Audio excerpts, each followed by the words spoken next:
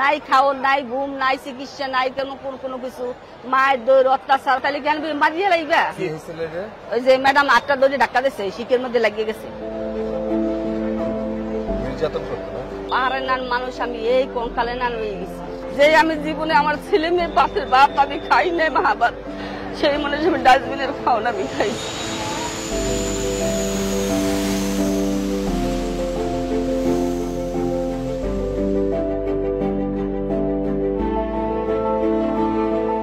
এয়ারপোর্টে আসলে কত রকমের গল্প যে পাওয়া যায়। নার্গিস আপা না, নার্গিস আপার সাথে পরিচয় এখানে। মানুষের জীবন যে কত রকমের উত্থান পতন হয়, ওনার গল্প শুনতে শুনতে আমার কাছে মনে হইলে গল্প আপনাদের শোনানো দরকার। একটা সময় লোন করতে করতে এমন অবস্থা হয়েছে যে সে মনে করছে যে আমি বিদেশে গেলে বোধহয় এই জিনিসটা ঠিক হয়ে যাবে, তাই না? গল্পটা তো এরকম। নার্গিস আপা পরে যে ঝামেলাগুলোয় পড়ে সেটা আমরা একটু শুনি। আপা আছেন কেমন? ভালো আছি। এখন ভালো আছেন?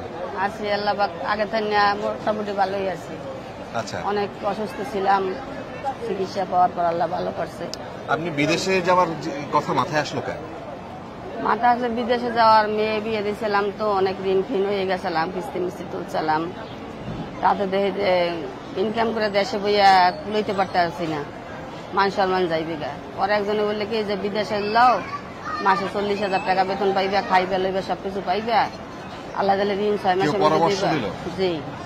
লোন করছিলেন কত? লোন করছিলাম 3-4 লাখ টাকা লোন করছিলাম। পরে বলে যে এই টাকা শোধ দিতে পারেন না? না, শোধ দিতে পারিনি। শোধ দেওয়ার আগে কত টাকার লোন, কত টাকা দিতে হইতো? এক জায়গায় করছি 50,000, এক জায়গায় করছি 60,000, এক জায়গায় করছি 80,000, এক জায়গায় করছি 1 লাখ করছিলাম একটা কিস্তি। সপ্তাহে দিতে হচ্ছে। এক পর্যায়ে পারেন নাই? না, স্বামী হাজব্যান্ড কামাই করছে, নিজে কামাই করিয়া পরে ছেলে কামাই করছে, তাতে দেয় যে পারতেছি না কোনো কুলিরে। পরে বললাম যে ঠিক আছে, তাহলে যদি বিদেশ যায় কত মানে যে ভালো হয়। পরে বললাম যে তুমি তো কইছো আমার নিজের লাগে আমি নিজে রাখবো, নিজের কাছেই থাকবা, আমি তো অনেক বছর ধরে থাকতে আছি।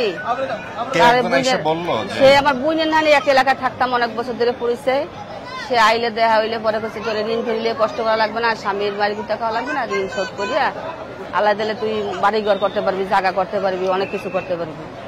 অনেক পড়াইলে পরে আমার হইলে না, পরে কইলাম যে দেখি।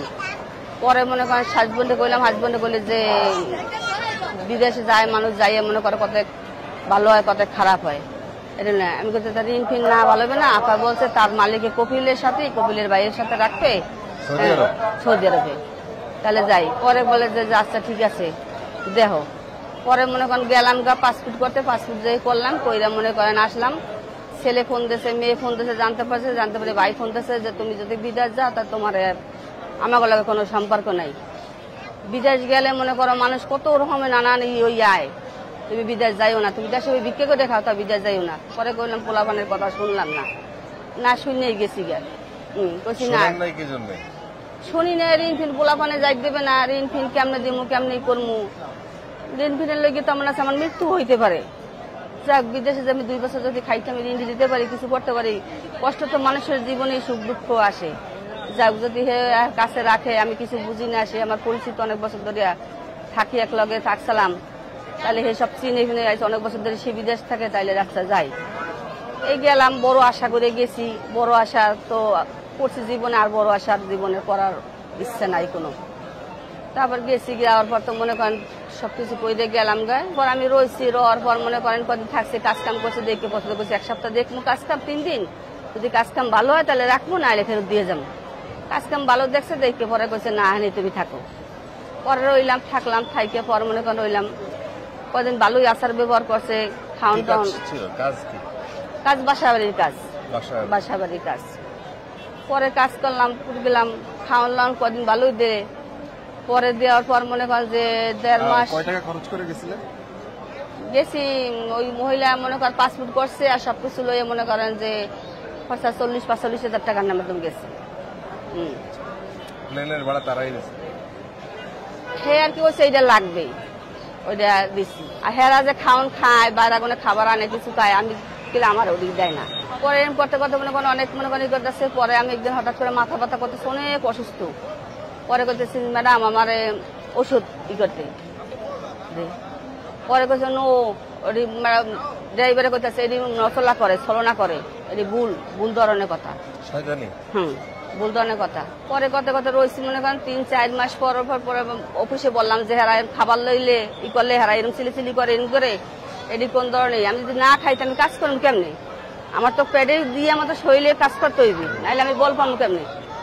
আর কোনো চেঞ্জ মেঞ্জ করে না। পরে মনে করেন কয় মাস হয়ে গেছে, পরে কয় যে আমার চেঞ্জ করা যাইবে না, 3 মাস হয়ে গেছে, চেঞ্জ করা যাইবে না। বেতন দেয় 900 রিয়াল, কইছে 1200 রিয়াল বেতন। বোতল 1200 রিয়াল দেবে, 900 রিয়াল দিয়ে আর টাকা দেয় না। একদিন যদি কাজ না করে যদি অসুস্থ থাই বা কোনোই থাই, তাহলে 100 রিয়াল কাটতে লই যায়। 100 রিয়াল কাটতে লই যায় একদিনে। তাহলে আমি বিদেশ আইছি কি করতে? আমি বিদেশ বাচ্চা বলে আমার হারাই, বিদেশ আইছি টাকার জন্যই তো বিদেশ আইছি। আমি কাজ দিন যাইতে আমার কাজ করাইতেছি, আমি কাজ করি, অসুবিধা নেই আমার, কিন্তু আমার পেটে ভাত দেওয়া লাগবে। খাইতে চাইতে গেলে মনে করেন যে চোখের মধ্যে আঙ্গুল দেয়।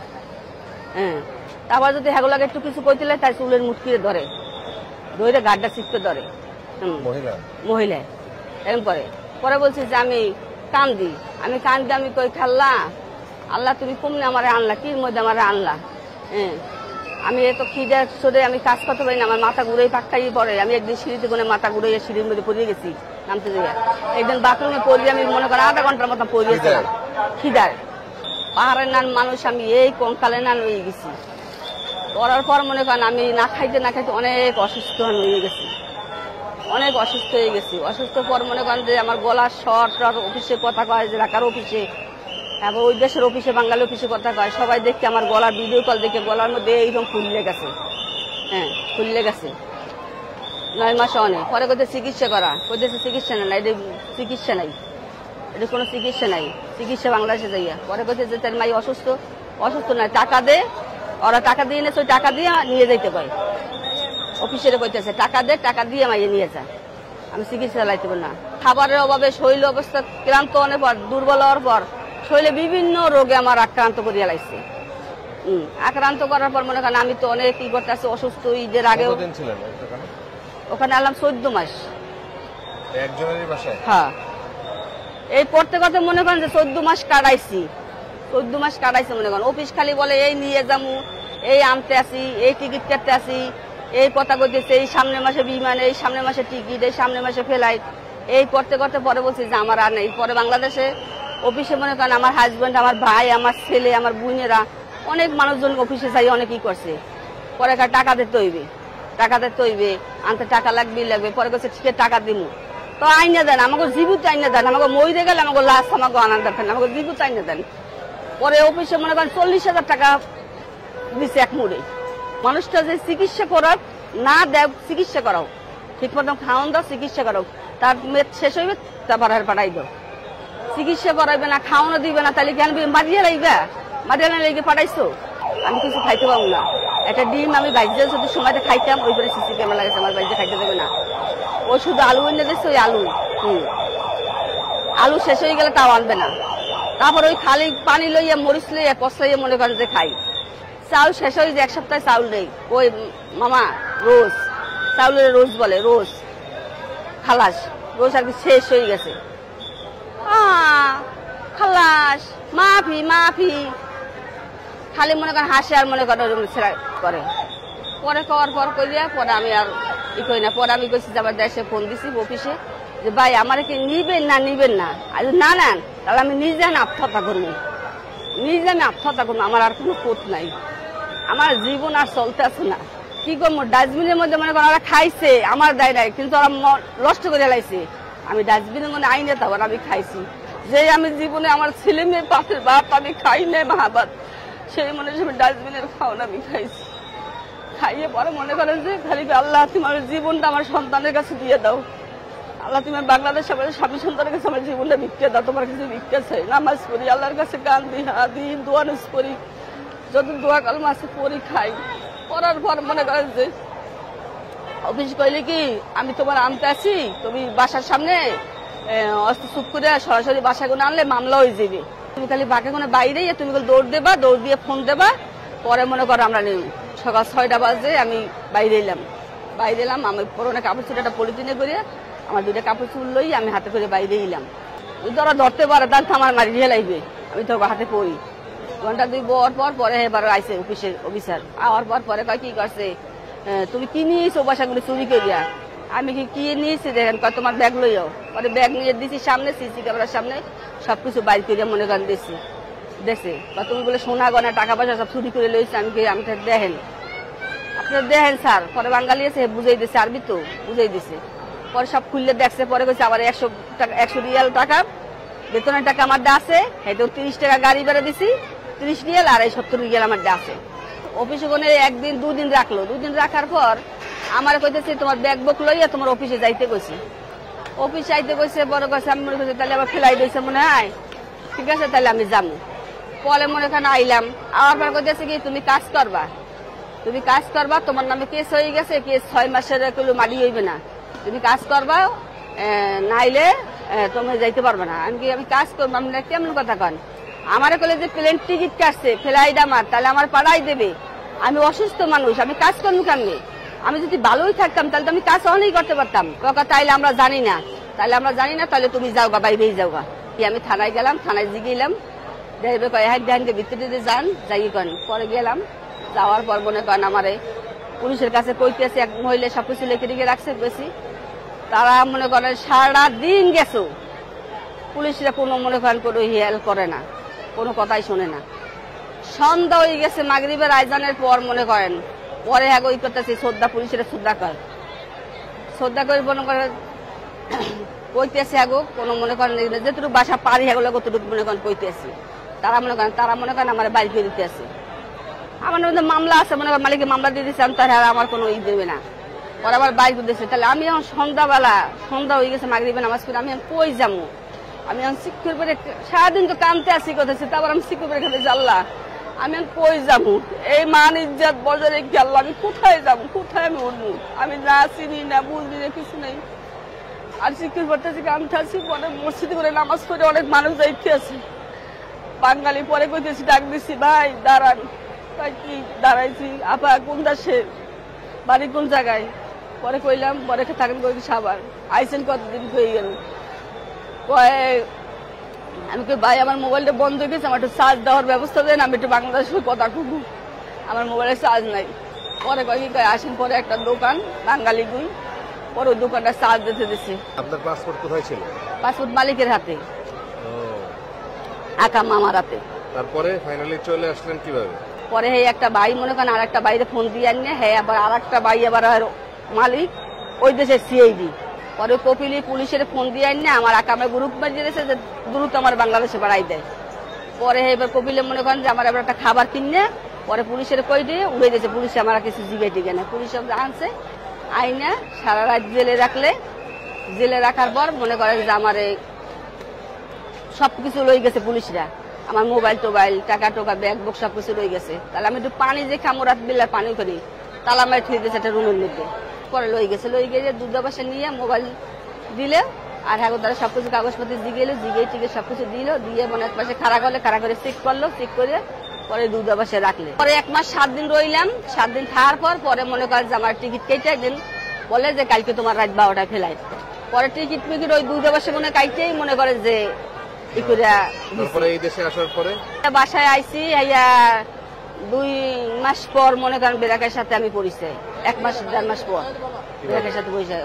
আমি অনেক অসুস্থ, আমাদের পাশে একজন বন্ধু থাকে, ওই চাকরি করে বেরাকের সাথে চাকরি করে। পরে বলছে যে আমার বোনেটা শুনছে যে আমার বড় ভাই আইছে, সে অনেক অসুস্থ, বিদেশ জীবনে আইছে, অবস্থা হেরা অনেক খারাপ, বাসে কিনা বাসে কইতে পারি না, অবস্থা খুব খারাপ হইতেছে।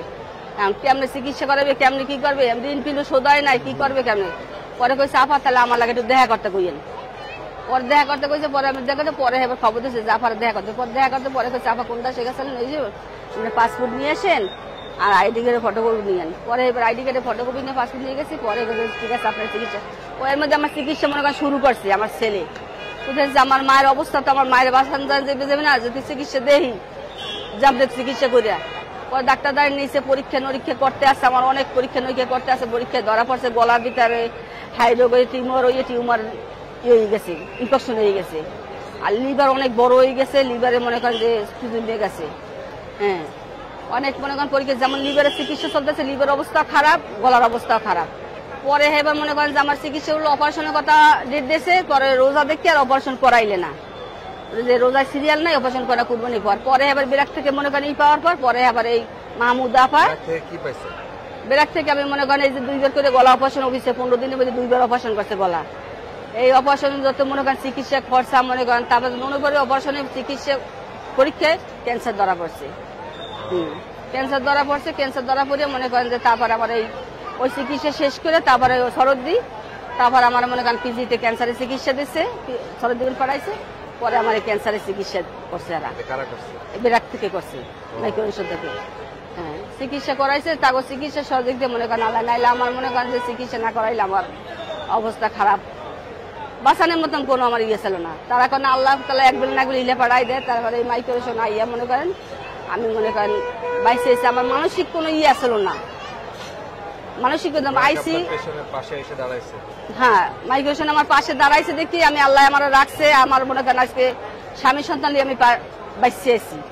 নাইলে আমার সন্তান মনে করেন এত টাকা পয়সা মনে করেন জোড়াইতে পারতেন না, করতে পারতেন না, কিছু করতেও পারতেন না, কত দূর আর করতে পারতে। একটা অপারেশন 2 বার হয়েছে 15 দিনের মধ্যে, তারপর আবার ক্যান্সার ধরা পড়ছে, ওদিকে লিভারের সমস্যা, বিভিন্ন মনে করেন রোগের সমস্যা। এখন ভাই এখন মনে করেন যে পরীক্ষা তো 2.5 মাস পর পর পরীক্ষা করতে আছে, 2.5 মাস পর পর সংসার কিভাবে চলে, সেই লোন টোন সংসার মনে করেন আর কিভাবে, ওই স্বামী মনে করেন যে গাড়ি চালায়, রিক্সা চালায়, ওইভাবে চলে। আর দোকান মনে করেন দিছি, দোকানের তো খাইলে তো আর দোকান থাকবে না, দোকান তো আস্তে আস্তে আস্তে আস্তে বুঝি বাড়াইতে দোকান দিচ্ছে মাইক্রোশন থেকে। দোকান আমার 80,000 টাকার মাল। হ্যাঁ, বিরাট মাইক্রোশন থেকে 83,000 টাকার মাল দিচ্ছে। বুঝি যে প্রথম গাড়ির কথা বলছিল, পরে বলছে গাড়ি দেওয়া যাবে না, আমি দোকান নিলাম। পরে আমি দোকান নিলাম, কিছু টাকা পয়সা নন্দের কাছে কোনে, বোনের কাছে কোনে হাওলাত দিলাম, কিস্তি তুললাম, তুললে কিছু মালটাল উঠাইলাম দোকানে, অ্যাডভান্স করলাম। হ্যাঁ, এখন আলহামদুলিল্লাহ মোটামুটি আল্লাহর কাছে লাখ লাখ শুকরিয়া। বাংলাদেশি যারা মহিলারা যায় এখানে, তারা কি সবাই এরকম ঝামেলায় পড়ে গিয়ে? ঝামেলায় পড়ে, বেশিরভাগই ঝামেলায় পড়ে, শান্তিতে কমই আছে, ঝামেলাই বেশি আছে। মনে করেন যে সবই খারাপ সবই ভালো তা না, ভালো আছে খারাপও আছে, কিন্তু যার ভালো যারা পড়ছে তার কপাল ভালো, যার খারাপের দ্বারা পড়ছে তার তার দুঃখের কোনো শের নাই, নাই খাওয়ার, নাই ঘুম, নাই চিকিৎসা, নাই কোনো কিছু, মায়ের দৌড় অত্যাচার মনে করেন কোনোই নাই। এই যে আমার একদিন মনে করেন এই ডাক্তার যে এখন আছে, এদিন মনে করেন চুলের শিখের মধ্যে মনে করেন যে দিয়েছি, আমি বলতেছি ভয় পাই, চুলের শিখের মধ্যে গেছি, ওই যে ম্যাডাম 8টা দৌড়ে ডাক্তার দিচ্ছে, শিখের মধ্যে লাগিয়ে গেছে, নির্যাতন করতে না, নির্যাতন করছে, চুল ধরিয়ে ঘাট ধরিয়ে মনে করেন যে মার দিতে। এটা তো আমি প্রথম শুনলাম। নার্গিস আপার কাছে কথা হলো যে এইরকম কত গল্প, কত শত গল্প মানুষের আছে আমরা তো জানি না। বিষয় হলো যে আপনি যখন যাচ্ছেন, লোভে পড়ে যাচ্ছেন অথবা বিপদে পড়ে যাচ্ছেন, আপনি যাওয়ার আগে আপা বলতেছে যে আপনি চিন্তা ভাবনা করেন, আপনার তো আগে বাইচে থাকতে হবে, বাঁচার আগে বাইচে থাকলে পরেই না আপনি কিছু না কিছু করতে পারবেন, আপনার লোন থাকবে, আপনার কষ্ট থাকবে। তো বিশেষ করে নারীদের ক্ষেত্রে আপনারা বারবার ভাববেন, একটা মানুষ এসে বললো আর আপনারা এইভাবে করে চলে যায় না। বিশেষ করে এই মধ্যপ্রাচ্যের দেশগুলা, বিশেষ করে সৌদি আরবে এই ধরনের ভিসা তারাই ইয়ে করে। সবাই যে খারাপ আপা সেটাও বলছে, সবাই যে খারাপ সেটাও না, তবে বেশিরভাগ জায়গায় খারাপ পড়ে বলে উনি মনে করেন। সো যাওয়ার আগে এরকম ডিসিশন নেবেন, সবার কথা শুনবেন, মুরব্বীদের কথা শুনবেন, তারপরে সিদ্ধান্ত নেবেন। আর ব্রাকের কাছে ব্রাক মাইগ্রেশন বিশেষ করে এই কর্মসূচিটাকে সহযোগিতা করছে, এই জন্য তাকে সে থ্যাঙ্কস জানাচ্ছে। এবং তারা চুপি চুপি, আমি এয়ারপোর্টে এসে তাদের কিছু কর্মকাণ্ড দেখে আমার কাছে আসলেই মনে হয়েছে যে জিনিসগুলো আমরা জানি না কেন। আমি আরো কিছু গল্প বলবো পরের এপিসোডে। সবার জন্য শুভকামনা।